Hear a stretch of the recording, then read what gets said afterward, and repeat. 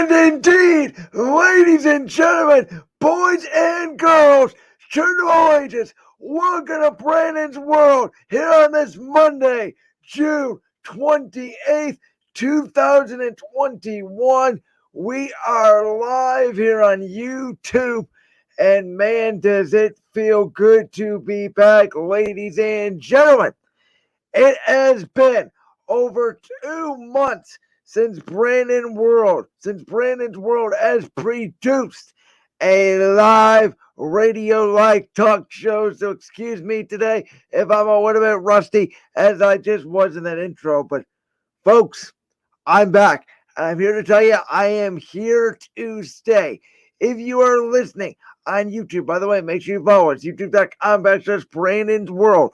Starting today, this is a new era in Brandon's World. I have a new microphone. I have new headphones.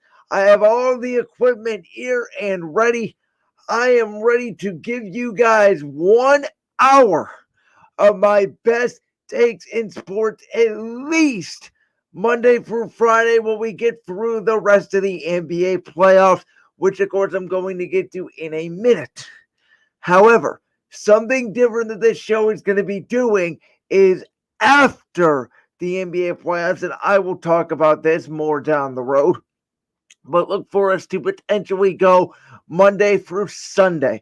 Yes, folks, I am looking to expand content. Yes, folks, I have graduated from Kent State University. God bless you, Black Squirrel Radio, and I miss you already. And I can't believe that I am no longer a Kent State Golden Flash. But we had to move on, but that doesn't mean that Brandon's World is dead. I have been contemplating. I have been debating. I've been saying, Brandon, how can we get content back up? How can we recreate Brandon's World? How can I make a good podcast / show in my own house where I am staring right now at a computer screen? And I think this format is going to do wonders. It's going to expand the brand, and I hope that you guys stay along for the ride. Now, if you guys do miss every show, why? Because every show is not going to be the same time every day due to my schedule. Tomorrow we're going to be at about 2 p.m. Eastern Standard Time, and the rest of the week it should be our normal time here at 11 a.m. Eastern.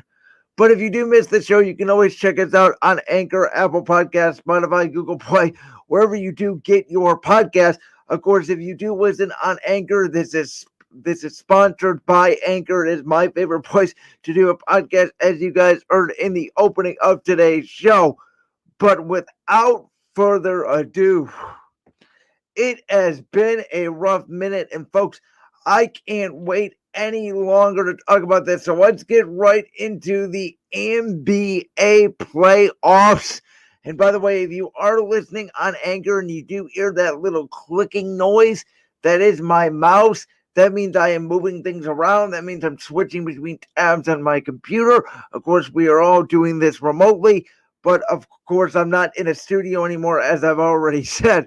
So again, if you do hear the clicking a little bit, that's just me moving buttons around, getting things set up from segment to segment.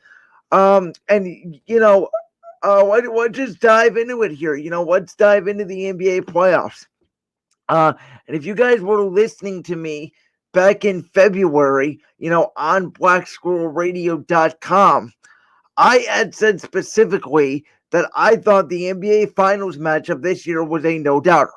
I thought it was going to be the defending and now former, I guess you would say, NBA champion Los Angeles Lakers, starring LeBron James and Anthony Davis, versus a team out in Brooklyn with the stars of James Harden, Kevin Durant, and Kyrie Irving. And what we have gotten, which is what a lot of people have claimed to be as one of the quote-unquote best playoffs ever, the new era in the NBA, if you will. We have the Phoenix Suns, led by Chris Paul, Devin Booker, and DeAndre Ayton, who's an absolute monster, isn't he? Versus the Los Angeles Clippers, starring, one George Paul and one number 2, who is once again back at it with his antics, and I'm going to get to him in a minute. And on the Eastern Conference side, we have a guy who cannot shoot, who cannot hold onto a basketball and a coach who cannot coach his way out of a paper bag, taking on a team who should absolutely not be there.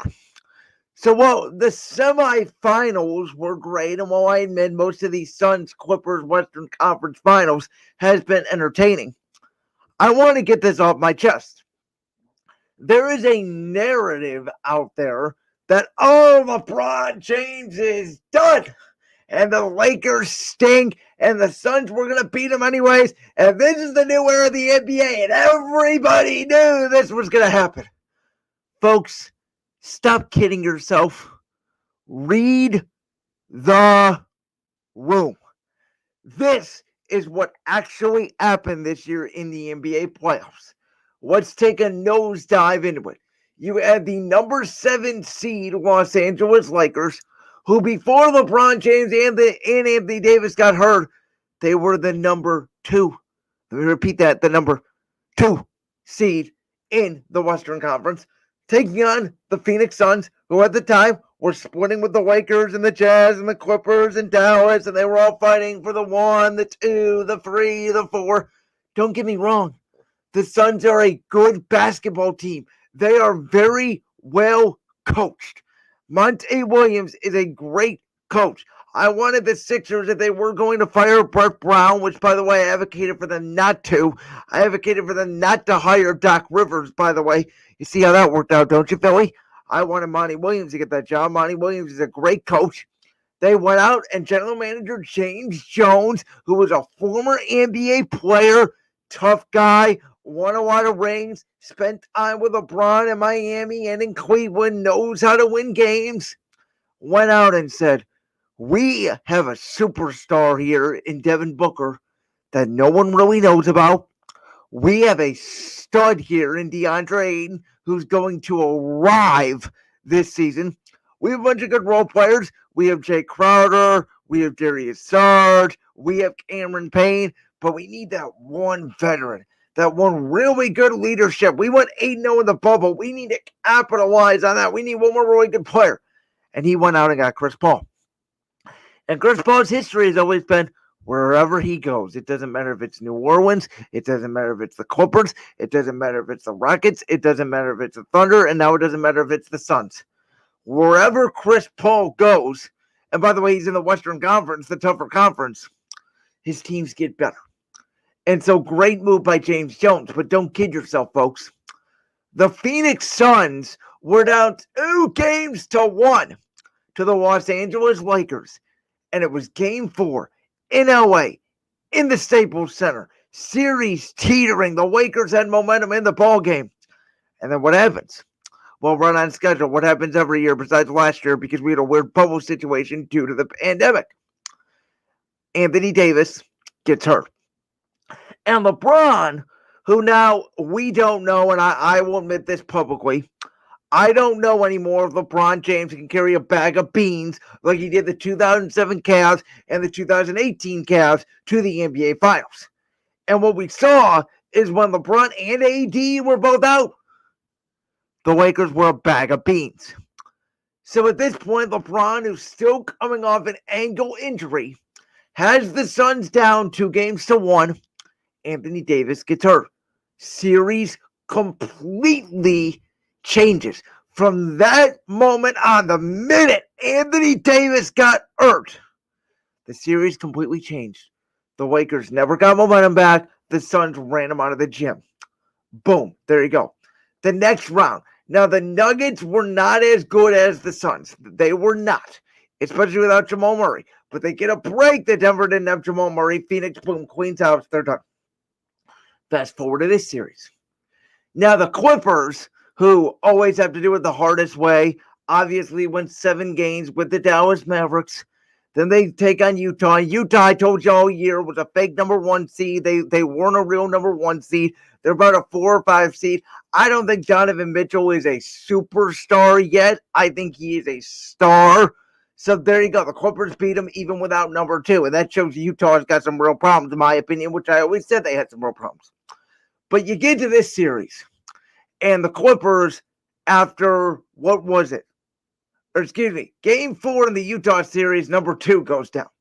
So you get to this series, and the Clippers don't have number 2. Chris Paul's coming back from COVID. The Suns go up 2-0 on the Clippers because of an egregious refereeing call in Game 2 of that series, which the NBA does need to figure out a new replay system. But the Suns are not better than the Clippers. The Suns are not better than the Lakers. The Hawks were not better than the Sixers. The Bucks were not better than the Nets. It's injuries.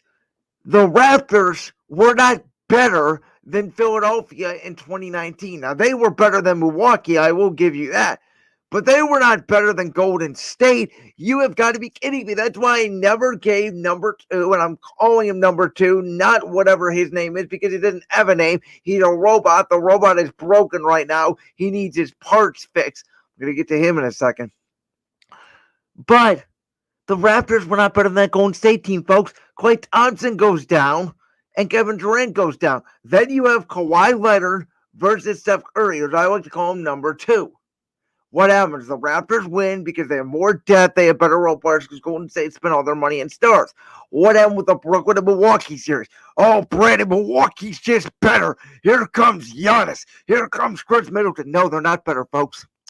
Did you watch Game 1, Game 2, and Game 3 before Kyrie Irving got hurt? Games 1 and 2, Brooklyn blew them out of the goddamn building. It wasn't even close. I thought it was going to be over in 4 games. Then in Game 3, neither team can shoot. Advantage home team, role player step up. Milwaukee gets a lucky win. Game 4, Kyrie Irving gets hurt. And Brooklyn was up. And the minute Kyrie Irving got hurt, boom, series changes. It's like, oh my God, we have life. Because James Harden, who wasn't going to come back for the whole playoffs, and then miraculously comes back because James Harden was not hurt. I repeat, and I will live by this, James Harden was not hurt during that series. He may have tweaked his hamstring during Game 1, but he wasn't that hurt. People believe it was an acting job to make you feel sorry for Brooklyn because Brooklyn knew without Kyrie, we're done. So Kevin Durant gives it all he has. Milwaukee wins Game 7. Now, here's the thing. I'm not even sure Milwaukee's better than Atlanta. Folks, Trae Young is a superstar. He is a mad man. And if it wasn't for his injury last night, Atlanta would have gone up 2-1 on Milwaukee. Milwaukee stinks. Milwaukee is a living joke. Giannis got 2 big breaks this postseason, really 3. If you count the Miami series, Miami was overmatched. They should have won that first round series. But for a 2-time MVP who leads the league in PR every year, he dominates the basketball. He stinks. He's unreliable. He can't shoot free throws. He can't shoot outside the paint. And their coach is terrible. And yet, every year you get breaks. Golden State got a break in 2018. Chris Paul goes down. Otherwise, I believe the Rockets would have met the Cavs in the NBA Finals. Every year to win a championship, you have to get lucky. A lot of people say, and looking back at it now, it's probably true. If Draymond Green doesn't get suspended in Game 5 of the 2016 series, the Warriors probably win the NBA championship. But on the other hand, if Kyrie Irving and Kevin Love didn't get hurt, the Cavs win in 2015. So injuries, breaks, things happen. That's been the history of the NBA. It's the history of sports. But stop kidding yourself that the Bucks are good, the Suns are the best team in the West, because they're not. All healthy, they're not. All healthy, Brooklyn's the best team. Philadelphia is the second best team. Milwaukee's the third best team. All healthy, it goes Lakers, Clippers, Suns. Yes, the Suns are the third best team, but they're not the best. And what happened? They catch a break. No number 2, who, by the way, I believe is not hurt. I believe he's doing the same thing he did in San Antonio. I don't think the injury is as extreme as he makes it out to be. I think he's got a bone bruise, and I think he's playing like a flat-out sissy. I admit it. I do. And I think the Suns, they better win tonight. Because if the Clippers win tonight, folks, we have a 7-game series on our hand. Tyronn Lue can coach his arse off. He can coach basketball. He was the architect of the 3-1 Cavs championship team that over 5 years ago now beat Golden State. It's amazing to say, isn't it? Don't count the Clippers out. Terrence Mann and Reggie Jackson are playing out of their mind. But if the Suns win tonight and advance to the NBA Finals, they have a real shot. They are the best team left standing. Milwaukee should have been out in the second round in 4 games. Atlanta should have been out, but Ben Simmons, oh my God. Ben Simmons tears me apart. The Sixers for the last 3 years should have made the NBA Finals. They got blanked by one of the greatest shots I've ever seen by number 2 in Toronto, and that was the end of the Sixers. They have never recovered. They should fire Doc Rivers and go find another coach because he blew 3 more leads. How are you up 28 in the fourth quarter and lose? Oh my God, yeah, you guys think the Hawks are really good. Yeah, right. The Hawks got lucky.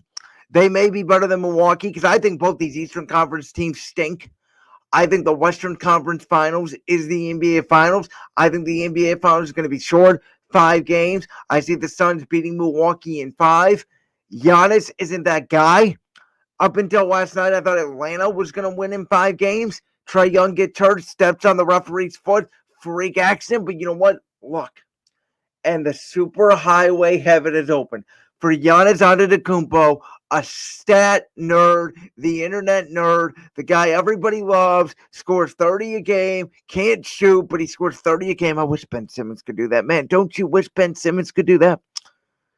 But the guy that everybody loves is about to make an NBA Finals. And the ratings have been good. You know, they've been up from the bubble. They're not 2016. They're not 2015. They're not 2017. They're not even 2018 high, especially going for finals numbers. We'll see how the NBA Finals numbers look. I'm going to say, obviously, they'll be up from 2020, but I think they'll be down, actually, from 2019 because I just don't think that Giannis and Trae Young are that much of a draw. I think the draw may be just Chris Paul trying to get that ring, and that may be enough to bump them over. But in my opinion, the NBA champions coming out of the West, and it's going to be the Suns and the Clippers. And I would like to say I was not wrong on my take. But Brandon, the Nets and the Lakers are both out. They're both out because of injury. I said barring injury. And this is what happened. And the Hawks are done because Trae Young got hurt last night. The Clippers is their last shot tonight. But folks, you're looking at Suns versus Bucks in the NBA Finals. All right, well, I also want to get to this because 6 days ago, there was an event, and it is called the NBA Draft Lottery. And I have said for years, dating back to before the internet was even born, the most rigged event in all of sports is the NBA Draft Lottery. You can look at numerous examples. Obviously, the 1985 NBA Draft Lottery, the infamous lottery where the Knicks got the number 1 pick to select Patrick Ewing because the NBA and David Stern clearly wanted it. You could look at 2012 when the New Orleans Pelicans, the then league-owned New Orleans Pelicans, got the number 1 pick. You could look at 2014 when the Cavs got the number 1 pick for the 3rd time in the last 4 years. See, the NBA knows they are a star-driven league. And when you have a superstar and you have the opportunity to pick where you want that superstar to go, why wouldn't you just rig it? There was an opportunity for LeBron James to come back to Cleveland in 2014. What happened? Oh, I don't know. The Cavs got the number 1 pick. There was an opportunity for the Lakers to get LeBron in 2018. I don't know what happened. The year before that, the Lakers got the number 2 pick. They drafted Lonzo Ball. Remember, that was one of the reasons why LeBron came out to LA. Remember, the league-owned Pelicans, as I just said, the league-owned Pelicans, a new startup. They were no longer the New Orleans Hornets. They were the New Orleans Pelicans. What a way to jumpstart them, huh? With the number 1 pick in Anthony Davis. And now look at that disaster of an organization. They're trouble with AD. Now they're having trouble with Zion Williams. But I called before the draft lottery on Tuesday, I called the Detroit Pistons getting the number 1 pick. Because you look at all the teams that got the up lottery ping pong balls. The Pistons got number one. The Rockets got number two. The Cavs got number three. The Raptors got number four. What's common with all of these teams? They're all great NBA franchises with recent relative success. Obviously, besides Detroit, but they did win that championship in 2004. They've always been a very, very, very popular basketball team. The Detroit Pistons are beloved in Detroit. It's time to make the Pistons good again. And there you have a history of good point guards. Isaiah Thomas, Chauncey Billups, and now Kate Cunningham is going to come into that mix. And I am happy for Detroit because they deserve it. Number two, the Rockets. They got screwed by James Harden. James Harden got fat, worked his way out of Houston, and the Rockets have never really been bad. Even in my lifetime, they have been bad. They've been a 9 or a 10 seed with Yao Ming. They were an 8 seed when James Harden just got there. They've never really been a bad franchise till this year. And as I mentioned, with everything in Houston sports going basically to crap, obviously the Houston Astros and the cheating scandal, stuff that's going on with Deshaun Watson in Houston, I would say for those poor sports talk show radio guys in Houston, it's a rough time right now. But at least you're in the number 2 pick with the Houston Rockets. They could go after Jalen Green. They can go after Jalen Suggs. They can go after Evan Mobley, which I hope they don't because I want the Cavs to get it. And then, speaking of Cleveland, Cavs are number 3. They lost LeBron. They've gotten a few lottery bad breaks the last couple of years, drafting, 2 guards and a forward who all 3 of them I don't think are anything special. Let me be clear about that. And then, number 4, you have Toronto, who has not played in Toronto for a couple of years because of the pandemic. They won their championship with number 2. They've always been a good NBA franchise since I've been alive, really, again. Great fan base. People in Canada love the NBA. They love their Raptors. It's good for the game. So they get the number 4 pick. Orlando gets number 5, which unfortunately for Orlando, they got a bad break because they tanked. They thought they could do better. So that's a bad break. But Orlando, yes, they were the site of the NBA bubble, but they haven't really been a hotbed for the NBA. So I can understand their, Orlando dropping. Then obviously Oklahoma City. Oklahoma City, they've been good for 10 years. So they're going to get kind of the Cavs, not really that much of a break for the next couple of years. Then in the next, maybe by 2025, with all their picks, they'll get into the top 3. But Oklahoma City, I didn't expect them to get that much of a break. Obviously, then Golden State at number 7. The Magic at number 8 from the Bulls, number 9 Kings, and number 10 Pelicans.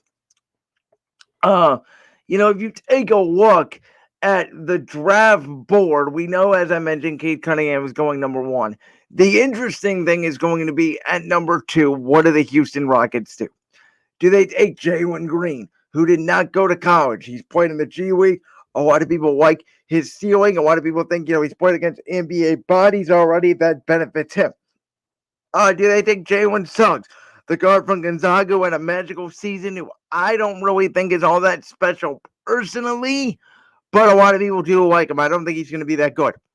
And then do you take Evan Mobley, the center out of USC? We know Houston, they love Akeem Olajuwon, they love James Harden, so they love both guards and they love both centers. Now the Cavs will have to decide, whatever Houston does, what do we do? If I am Kobe Altman, I think you need to tear this thing down. You need to find a way to get rid of Kevin Love's contract, even if you have to buy him out. You have to find a way to trade Darius Garland, Colin Sexton, and or both, or at least one of them, in my opinion. I don't think both of them can work together. I think Okoro and Jared Allen are the 2 pieces you work around. I'd even try to move Larry Nance's contract because I may be in the minority here, folks, but I don't think the Cavs are even close at contending. I don't think they're close. I don't think they have a superstar on their roster. The difference with the Suns and the difference with the Hawks and the difference with the Mavericks, what we've seen with Luka Doncic and Trae Young, and what we're seeing now with the Suns and Chris Paul. The Hawks and the Mavericks got superstars in the draft that popped right away. The Sixers even. The Sixers for years, they missed on Jahlil Okafor. They missed on Mark Fultz. Ben Simmons, Joel Embiid, they get drafted. When they're healthy right away, they pop. Boom. Sixers are constant. Number 1, number 2, number 3 seed. Yeah, they choke in the playoffs every year because Ben Simmons can't freaking shoot. But they pop. Darius Garland, not popping. Colin Sexton, not popping. Christian Okoro, good young player, not yet popping. Watch how he pops this year in his second year. The Cavs need a dynamic player. Jared Allen to me, dynamic. He pops. The question is going to be, can you play him and Evan Mobley together? I believe you can. Evan Mobley, 7 foot, he can shoot, he can dunk, he can dribble like a point guard. Might be my second favorite big man in the whole league next to Joel Embiid. That's who I would go with if I was the Cavs. Play your Twin Towers, play big, go against the norm. You can get a guard back forever, Sexton or Garland. You need to get bigger. You need to get a bigger two guard. Colin Sexton's only 6'2". Darius Garland is only 6'1", 6'2". They don't guard anybody. They don't play defense. You cannot win championships by outscoring people. Well, look at that game Saturday night, Suns Clippers, 84-80 Phoenix. Low scoring, tight, defensive gains, big men, defense, tough guy Chris Paul, tough guy Jay Crowder, good defender Paul George, good defender Aaron's man, tough guy Marcus Morris. That's what the Cavs need. The Cavs don't have any tough guys right now. Christian Okoro could be a tough guy. We'll see. Jared Allen's a good center you can build around. That was a good trade the Cavs made. Hopefully they keep him. I know he's entering restricted free agency, but the Cavs should do whatever they can. Match him, even if it's a max contract. I think that's one of the max contracts you could give out while you're trying to still find that superstar. Jared Allen is a star. Go find that superstar. It could be Evan Mobley. It could be Jalen Green. It could be Jalen Suggs. If it's one of the two guards, you got to trade. Again, I would trade both. But you got to find that superstar. And right now, the Cavs don't have that superstar. You take a look at Toronto. Now, Toronto, they have Pascal Siakam. Again, he's a star. They will have their choice between one of the remaining top four. Between Jalen Green, Jalen Suggs, and Evan Mobley, they will have their choice. They just make that selection. Then it comes down to Orlando, who has picks 5 and 8. My question is, I wonder if Orlando packages both those picks and tries to go get a superstar. If Paul George flames out in LA, if Steve Ballmer says, I'm done with Paul George, or if by chance the Clippers say, I'm done with number 2, can Orlando say, we'll give you everything we have plus our 2 picks, go get a superstar? I mean, they're probably not going to get Damian Lillard, but will you go package 2 of those picks and go get somebody? I mean, it wouldn't be worth to go get a Kevin Love, but even a Paul George, could you go get someone to jumpstart your franchise is the question. Because if this is a 4-player draft and you have 2 picks, but they're both 5 and 8, why wouldn't you just try to package them? The most you're probably going to get at number 8 is a role player, maybe a starter. So that number 8 pick, I would try to move. The difference here with Orlando is Orlando needs a star, right? Golden State already has their star. So they got Steph Curry. Klay Thompson's going to come back. They have James Wiseman. They need bench depth. So they should draft because they're not going to be able to afford all that cap. Draymond Green slowing down. They need depth because they don't have it. So that's where the draft comes in. They can get another really good player. For New Orleans, they have the 10th pick. You want to make Zion Williamson happy? You know what I say? Trade it. Go get a superstar. You gave away Drew Holiday. Go get somebody. Go help this man Zion. You want to keep him in New Orleans? Go get him some help. So in my opinion, there's going to be a lot of movement in this draft. It's going to be something very interesting to watch. But I'm glad the Detroit Pistons are starting over. I'm glad Detroit basketball is going to be good again. I've always liked the Pistons, even though they're kind of rivals of the Cavs. Again, it's just always good to have Detroit back in the fold. Houston, they just deserve something good after all they've been through, especially with those cheaters. And then the Cavs, we'll see what happens. The Cavs are definitely a very interesting team. It's going to be interesting to see the decisions that Kobe Altman makes come the end of this month because they got some big decisions to make. Will they trade Colin Sexton? Will they trade Darius Garland? Will they stay put We will have to wait and see.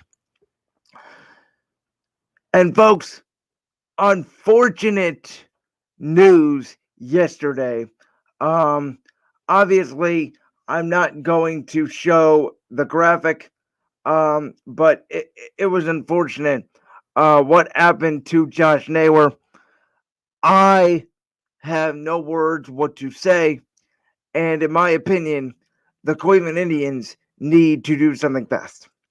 Now, before yesterday, it was interesting because the whole hot take of the whole world was the Indians need to go get a starting pitcher.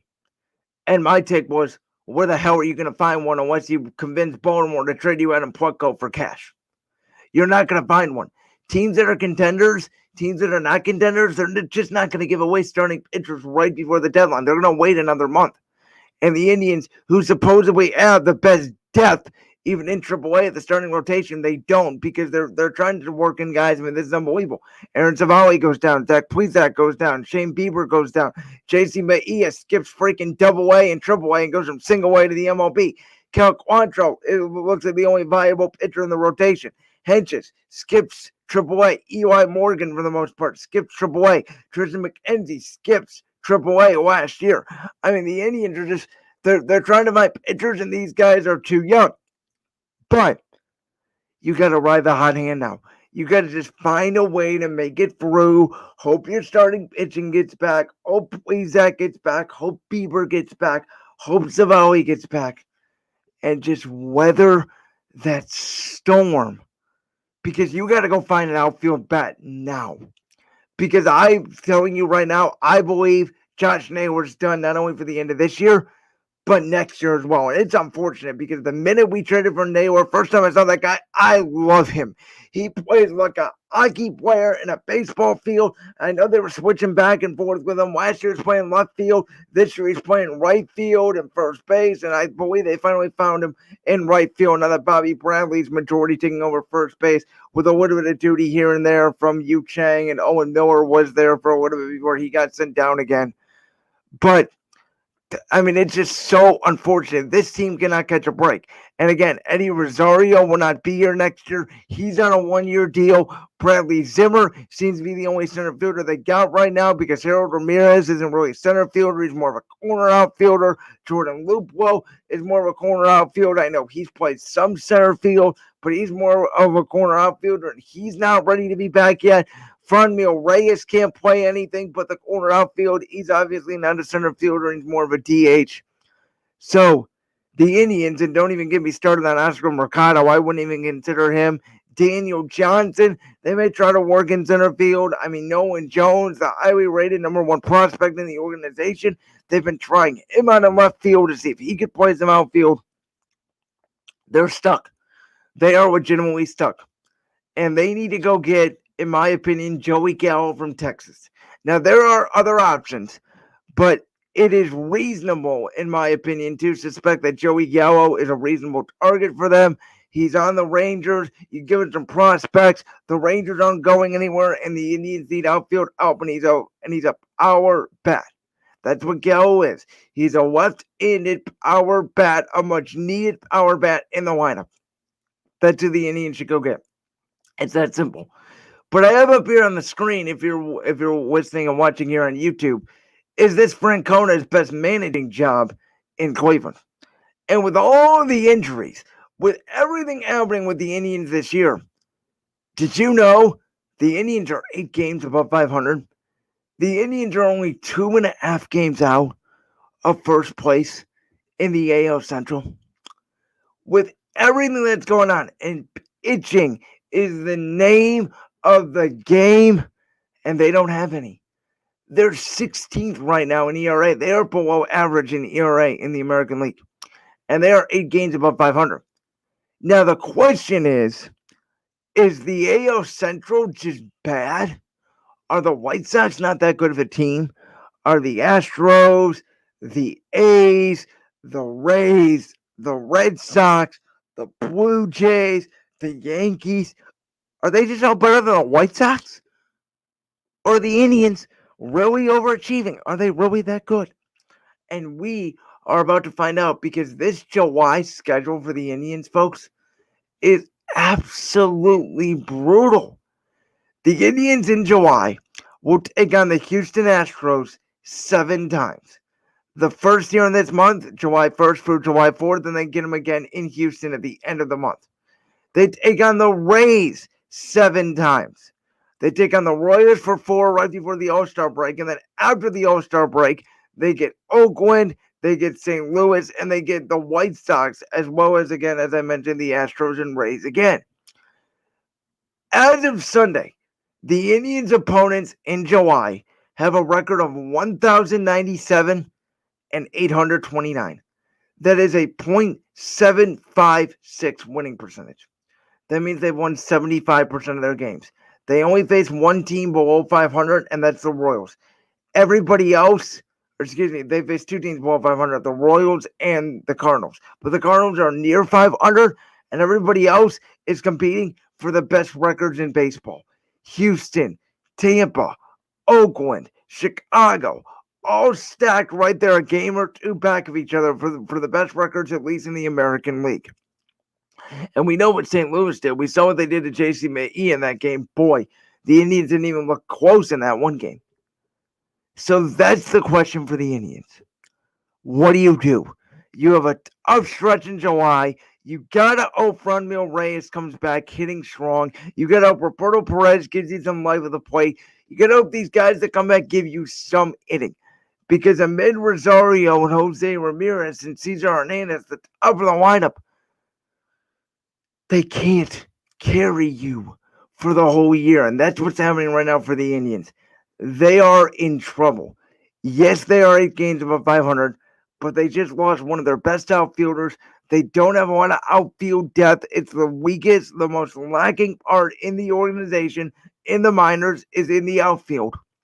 They don't have any starting pitching right now, and they are about to reach a gauntlet with a scorching hot Houston Astros team that just lost the game 2-1 yesterday because of a beautiful sacrifice squeeze by the Detroit Tigers, but they had won 12 games in a row. The Rays are always amazing.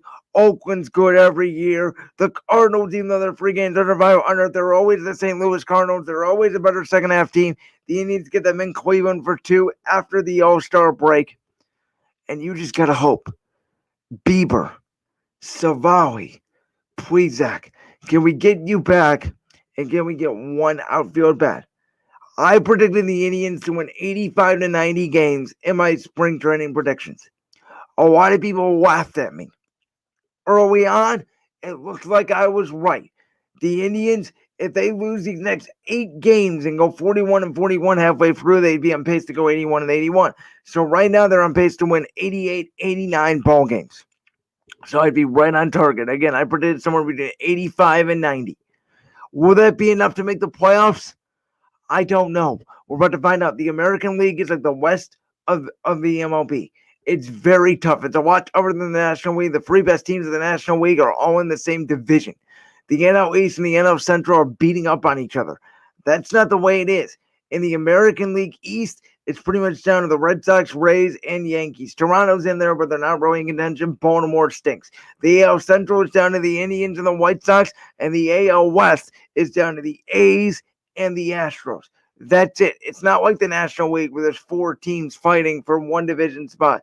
8 teams fighting for 2 spots in 2 divisions. It's not like that.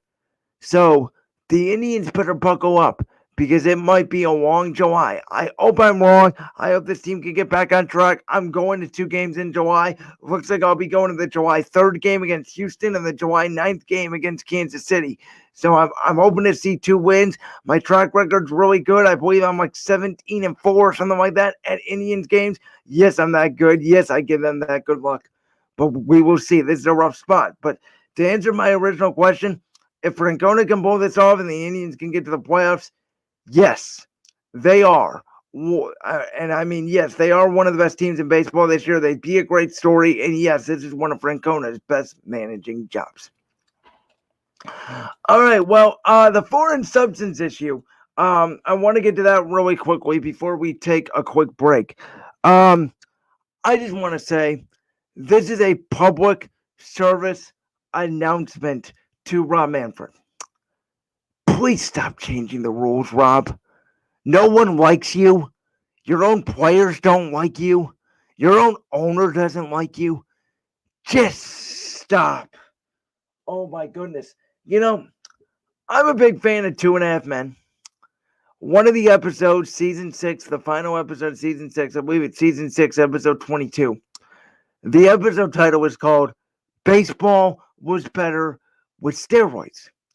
And Charlie tells Chelsea, his girlfriend, that while they're watching SportsCenter. Charlie just says baseball is better with steroids. I'm just going to say it. Baseball is better with cheating. Baseball players have been cheating for 100 years. They've been cheating since baseball was born, maybe 200 in the 1800s. Baseball is the sport of cheating. It only looks bad, aka you Houston Astros, when you get caught. But they've been cheating with steroids for years, even before they got caught. These pitchers have been putting substances on balls for years. And this is my philosophy. Hit the ball. Make an adjustment. Okay? It's like the shift. We need to ban the shift. No, you don't.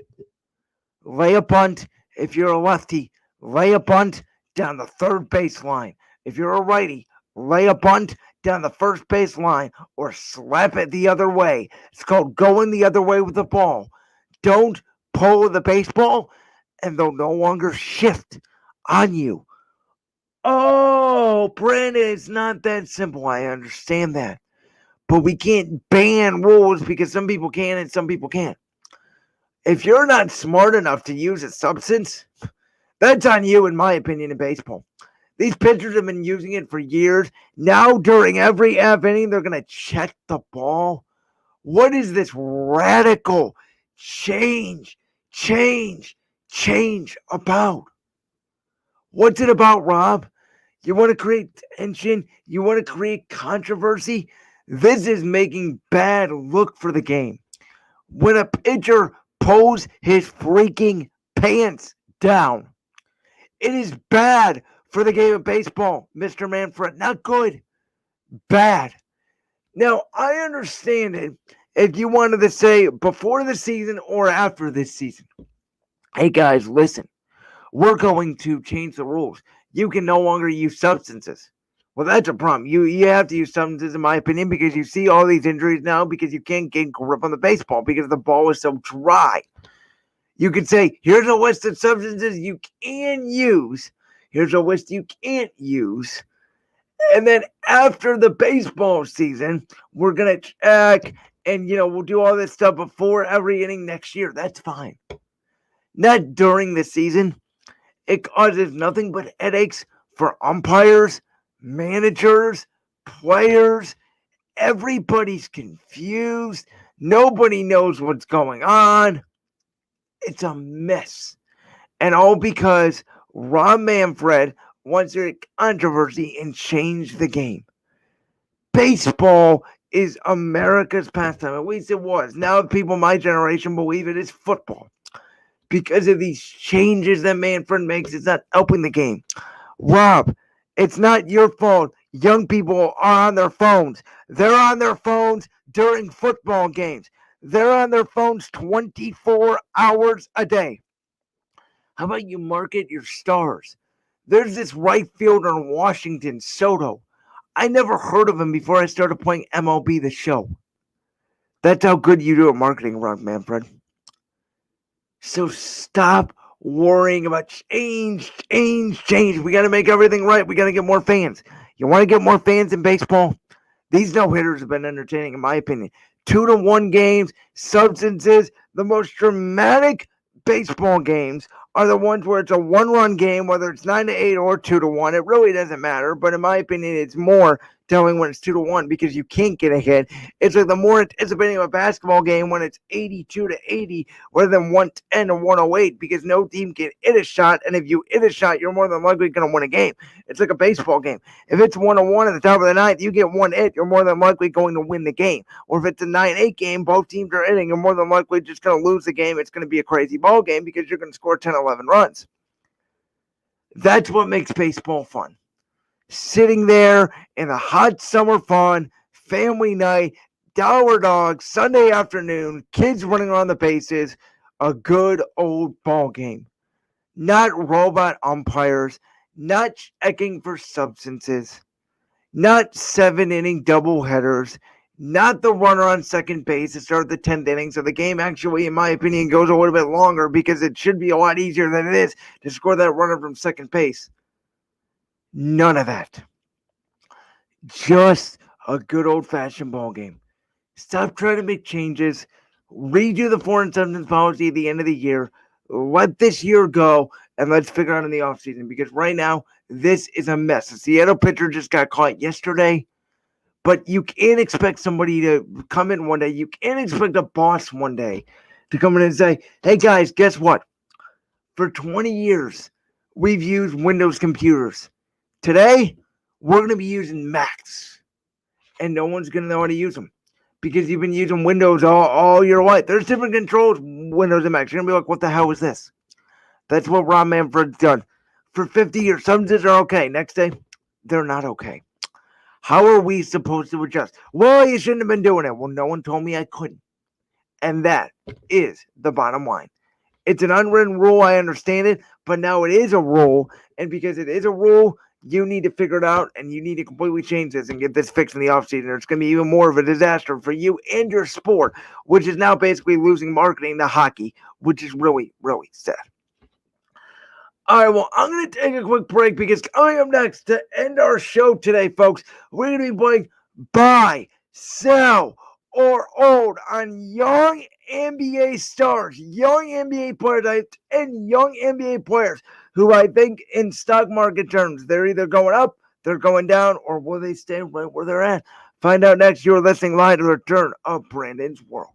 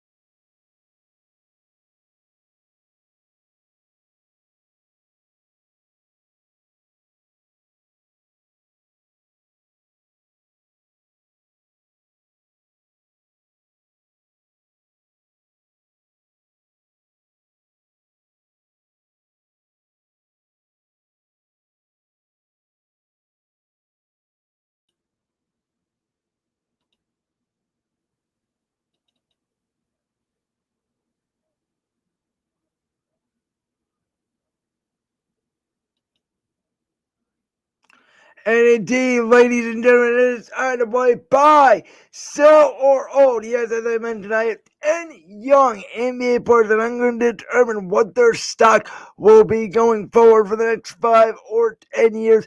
We did this earlier when I was on Black Squirrel Radio.com with many different topics, NBA, WWE, NFL.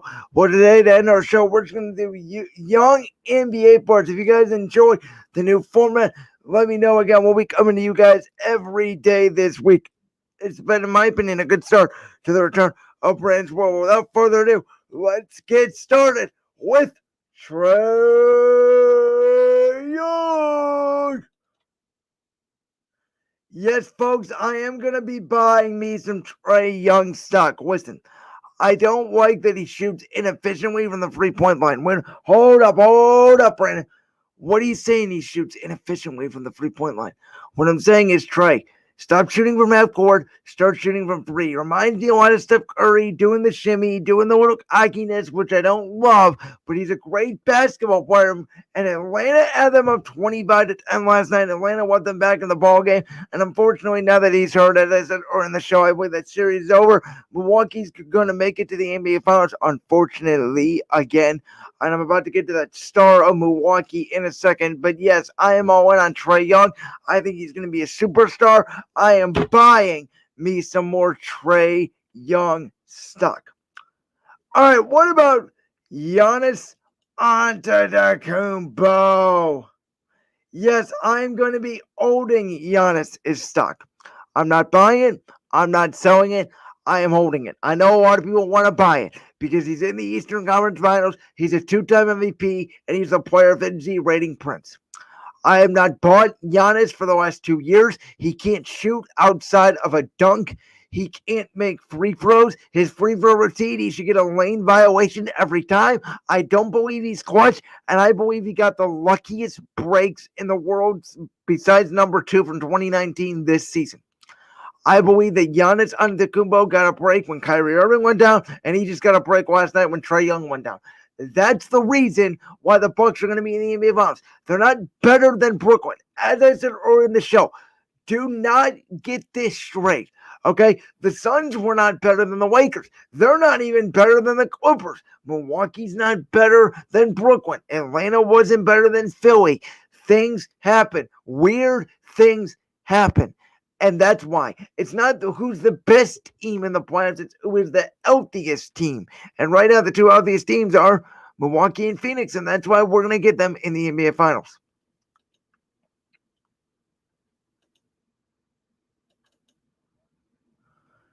So, Devin Booker. What are we going to do with Devin Booker? We are going to buy Devin Booker. Yes, we're going to buy Devin Booker. Listen. For years, I said that Devin Booker was a star. He was not a superstar. I said it when he was in the bubble. I said, it's the bubble. Prove it to me in the postseason. This year, with and without Chris Paul, and Chris Paul has been out due to injury or COVID protocol, yeah, Devin Booker, listen, in my opinion, if LeBron and AD, as I've already said, they lose to the Suns, but Devin Booker proved it to me. He is better than Donovan Mitchell and these other two guards that you guys all like. I even think at this point Devin Booker is better than Damian Lillard. He has proven that in the playoffs and in the clutch and in this postseason, he is tough and he is clutch and he's taking on the Chris Paul mindset and he is ready to lead the Phoenix Suns to their first ever NBA championship.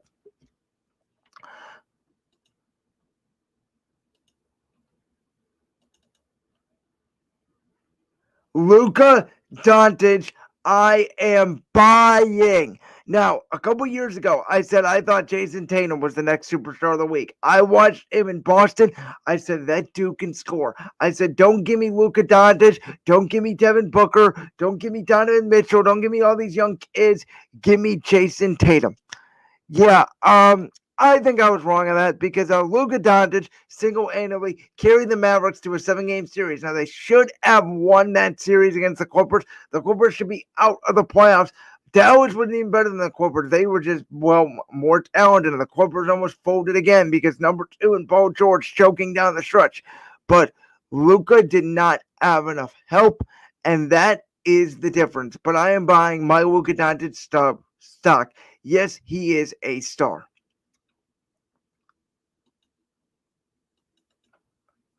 With Jokic, I'm going to hold it, and here is why. I know he was the MVP this year. He would not have been my MVP. He wasn't even in my top 3 votes for MVP. My top 3 would have been Joel Embiid, Chris Paul, and Steph Curry, by the way, for what Curry did to get that Golden State team to the play-in game, for what Joel Embiid did to get that Sixers team to the #1 seed, and what Chris Paul did to get these Suns to where they are at today.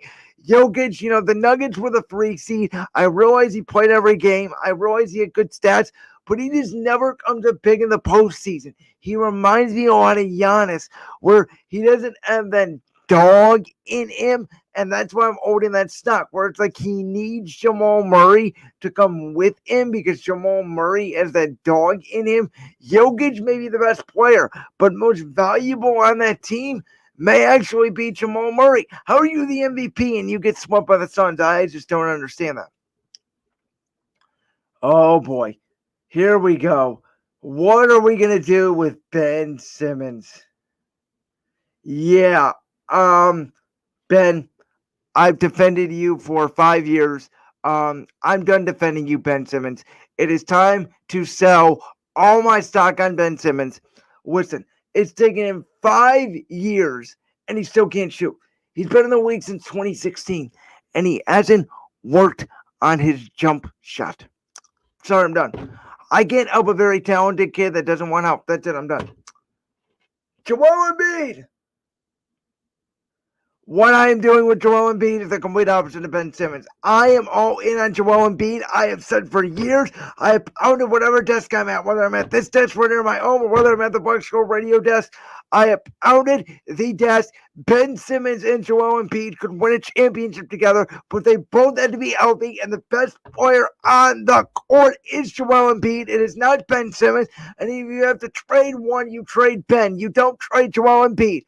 I have pounded this desk. He is 7 feet 2. He can dribble like a point guard and he can shoot. He is a top 5 player in the NBA. I am all in on this man.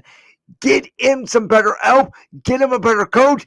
Get him a better Robin. Go get him Damian Lillard. I don't care who you go get. Get this man somebody that can shoot the basketball, and the Sixers can challenge Brooklyn for the best crown in the East. They're definitely better than those bums in Milwaukee. Get Joel Embiid some help.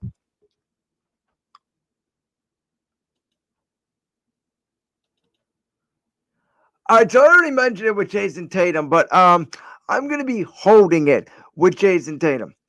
And the reason I'm going to be holding it with Jason Tatum is because I thought he was going to be a superstar. I thought he was going to be an out-of-this-world player. I thought Boston was going to make the finals the last 2 years, and they've been eliminated in the first and second round.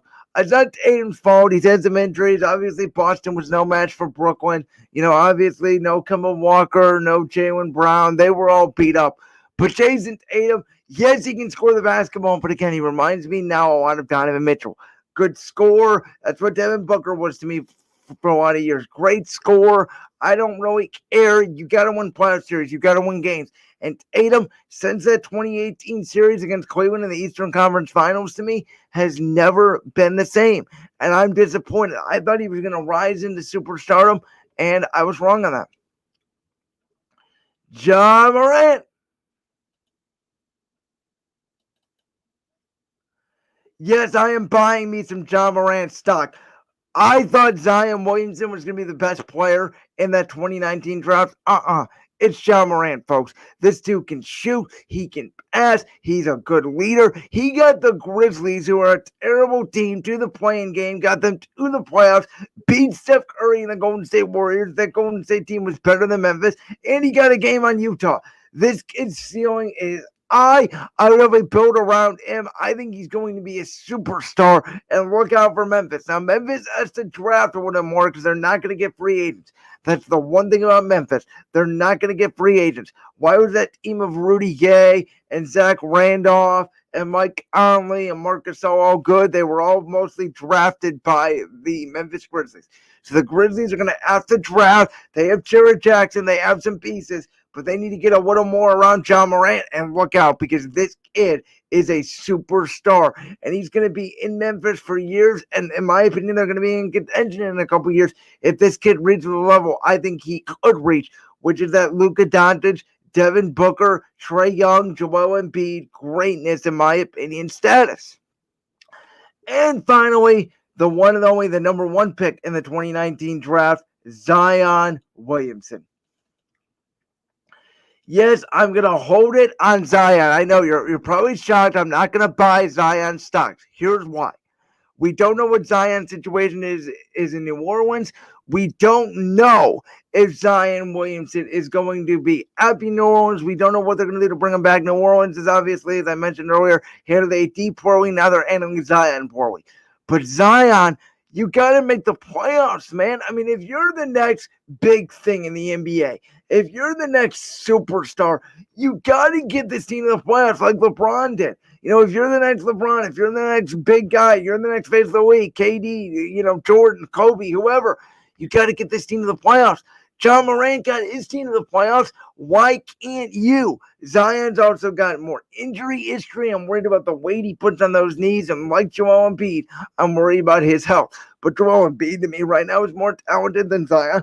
And I would say I would take John Morant number one right now if I was a GM sitting here today, then Zion Williamson. And that'll do it, folks, for buy, sell, or hold. So, again, I am buying the stocks of Trae Young, Devin Booker, Luka Doncic, Joel Embiid, and John Morant.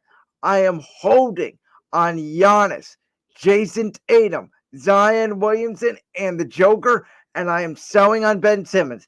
So the good news for all you young NBA fans, I'm only selling on one guy. It's Ben Simmons. Again, it's been 5 years in the week, dude. Make a jump shot outside of 15 feet. For the record, if Giannis can make a jump shot outside of 15 feet, I'd buy his stock. For the record, if Jokic had a little more dog in him, I'd buy his stock. Same thing with Zion Williamson and Jason Tatum. Again, those guys, to me, you just got to win playoff games. Like Tatum, you got to start winning some playoff series. You got to start putting the team on your back, bro. I had high standards for you since I watched you in that 2018 Eastern Conference Finals against the Cavs. Since I watched you the year after that, basically take out LeBron James and the Lakers by yourself in a regular season game. Yeah, Jason, I need you to go win some playoff games, bro. I don't care if people are scoring 62 points like Devin Booker did prior to Chris Paul. You got to win games. Devin Booker's starting to win games. That's why I'm buying his stock. And that'll do it for today's show, folks. So I hope you guys enjoyed this version of Brandon's World. I think it was really fun to get back into it again. I apologize if I am a little bit rusty, but I had a lot of fun today. We'll be back tomorrow. We're going to play Sway Tuesday at the end of tomorrow's show where I sway you all. Generally, a topic on social media that everybody agrees with and I disagree with, and I'm going to tell you why. So that's Sway Tuesday. Looking forward to that. Looking forward to all your comments on the podcasting platform. Make sure you follow the show on Twitter at real_B1, and make sure you follow my personal Twitter at BrandonLewis_7. Make sure you follow my Instagram at LewisBrand25. Again, if you missed today's show, you can always check us out on Anchor, Spotify, Google Play, iTunes, wherever you get your podcasts. And we will see you next time. Peace.